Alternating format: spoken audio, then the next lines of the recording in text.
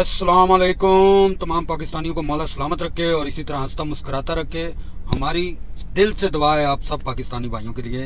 और सुनाए सब खैरियत से हैं, तबीयत पानी सेट है, लहसुन प्याज पूरा है जनाब, टमाटर अदरक घी पत्ती गैस बिजली पेट्रोल डीजल सब कुछ पूरा हो रहा है या सब खलनास हो चुका है। अच्छा जनाब, यह गल्लां तां होंदियां रहनगियां, ठीक है जनाब। अच्छा जी जनाब, इस टाइम जो अदालती निज़ाम है ना, उसमें बहुत बड़ी तब्दीली आ चुकी है। अदालती निज़ाम में जनाब काजी फैज़ ईसा साहब चीफ जस्टिस बन गए। कल संडे के रोज़ उन्होंने अपना हलफ उठा लिया और जनाब हलफ उठाते ही एक फुल बेंच का भी आगाज़ कर दिया। जैसे ही काजी फैज़ ईसा साहब ने फुल बेंच का आगाज़ किया तो ये बहुत बड़ा मतलब एक समझें कि केस था जिसमें पार्लियामेंट ने सुप्रीम कोर्ट के अदालतों के इख्तियारात कम करने की कोशिश की थी। पीडीएम हुकूमत थी वो उस टाइम हाज़िर मौजूद, जिन्होंने इमरान खान की हुकूमत गिराई और रजीम चेंज के ज़रिए जनाब आके बैठ गए, काबज़ हुए, चलते हुए मुल्क को तबाही की तरफ ले आए। मुल्क की बर्बादी का जो सबब बना वो जनाब थी 9 और 10 अप्रैल की रात थी, जब खान साहब की हुकूमत गई। फिर जितने भी गलत फैसले एनआरओ लिया गया और फिर जितने भी माफिया के अपने जो भी केस थे वो सारे शहबाज शरीफ और जनाब पीडीएम हुकूमत 15-14 जमातों ने मिल के सब ने अपने आप को धोया। जैसे धोया इस तरह के गंदी जो एक होती है ना नाली के कीड़े, उसको अगर साफ पानी में डाल दें तो वो धुल जाते हैं, तो उनका जनाब ये सूरत हाल थी उस टाइम। तो बात ये है भाइयों कि इस जहान में तो आप अपनी जान छुड़ा लोगे अपने काजी बैठा के, अपनी ताकत को जनाब दिखा के, लेकिन एक अदालत ऊपर अल्लाह ताला की भी है, उस अदालत से बचना बड़ा मुश्किल हो जाता है इंसान को।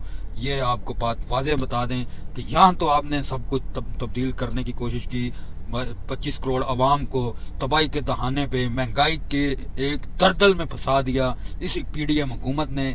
और जनाब जो भी इनका साथ देने वाले थे आज वो नौबत पहुँच गई। तो काजी फैज़ ईसा साहब जनाब इस टाइम जो चीफ जस्टिस बन चुके हैं, आज पीर का रोज़ है और उनकी पहला दिन होगा जनाब सुप्रीम कोर्ट के बेंच में। बिल्कुल जनाब वो अपनी सीट पे बैठेंगे, उसके बाद फिर फैसले आएंगे।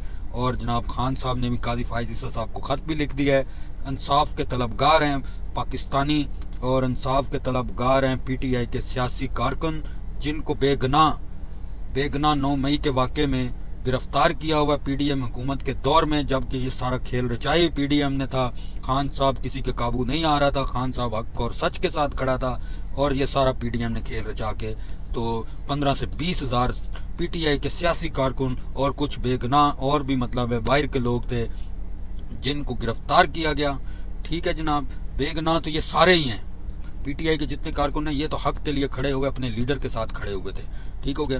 तो देखते हैं काजी फैज़ ईसा साहब का इंसाफ क्या कहता है इस मामलात में, क्योंकि ये कुर्सी किसी की वफादार नहीं है। कुर्सी चाहे वज़ीर आज़म की हो, कुर्सी चाहे सदर की हो, कुर्सी चाहे चीफ जस्टिस की हो, या कुर्सी चाहे आर्मी चीफ साहब की हो, ये महदूद मुद्दत तक की रहती है। उसके बाद इसके ऊपर किसी नए ने आके बैठना होता है, उसको जाना ही होता है। ठीक है, तो क्यों ना उस महदूद मुद्दत में अल्लाह ताला ने अगर इन लोगों को वो मकाम दिया, वो जगह बैठाया जाके इंसाफ के ऊपर या फिर उन फैसलों के ऊपर जो फैसले हक और सच पे किए जाएं, तो मर तो एक दिन सब ने जाना है, तो क्यों ना अल्लाह को खुश कर जाएं और गरीब आवाम की आवाज़ बन के फैसले गरीब आवाम के हक में और मुल्क के हक में कर दिए जाएं। तो मेरा ख्याल है अल्लाह ताला आपको इस जहान में भी सिला देगा और उस जहान में भी सिला मिलेगा। ठीक है, तो अब जनाब आज की हेयरिंग बहुत ज़बरदस्त है जनाब। आज भी इमरान खान की भी आज हेयरिंग है। आज ज़मानत की दरख्वास्त दी हुई है जनाब इमरान खान साहब के वकीलों ने। वो दरख्वास्त है जनाब हाई कोर्ट इस्लामाबाद में और उसके जज साहब हैं जनाब उमर फारूक साहब, जिनके ऊपर उम्मीद तो नहीं लगाई जा सकती क्योंकि उन्होंने तोशा खाना में भी यही काम किया। अब इसमें देखते हैं क्या करते हैं। तो इमरान खान को ज़मानत मिलती है या इसको उम्मीद नहीं है, क्योंकि इसको भी खींचा जाएगा 10-15 दिन 20 दिन खींचा जाएगा, उसके बाद फैसला महफूज हो जाएगा तो फिर देखेंगे।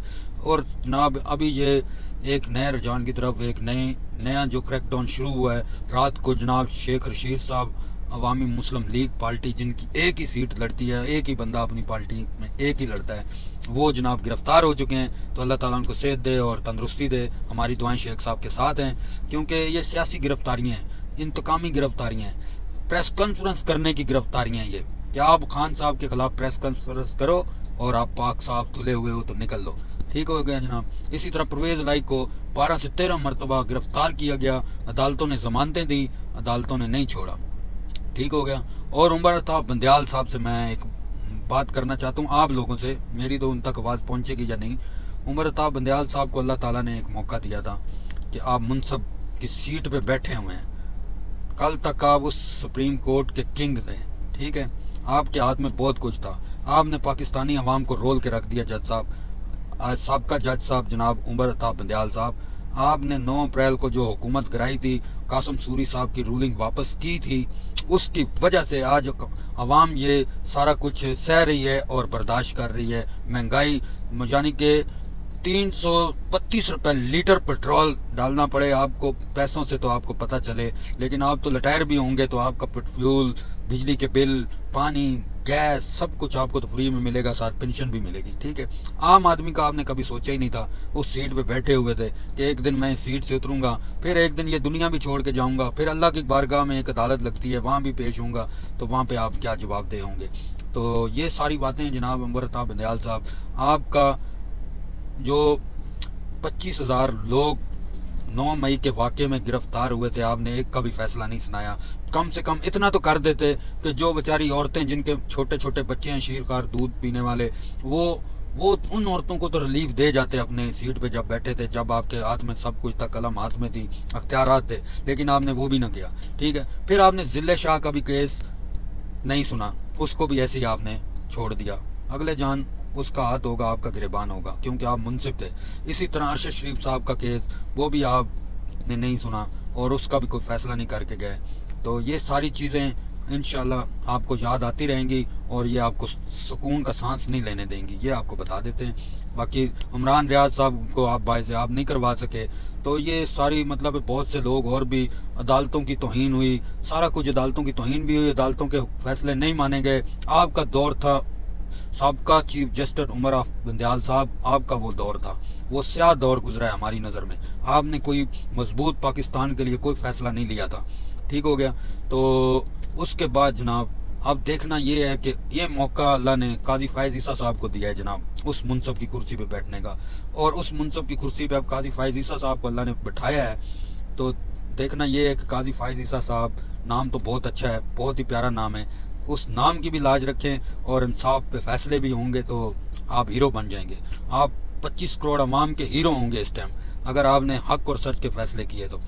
उसके बाद जनाब दुआ करें कि आज खान साहब की अल्लाह ताला की तरफ से कुछ हो तो मतलब आ जाए, ज़मानत मंजूर हो जाए, वरना तो उम्मीद नहीं है इस उमर फारूक की अदालत से, हाई कोर्ट से हमें कोई उम्मीद नहीं कि खान साहब को रिलीफ मिलेगा। अब तक के लिए इतना ही, बाकी अल्लाह हाफिज़, बाद में आपको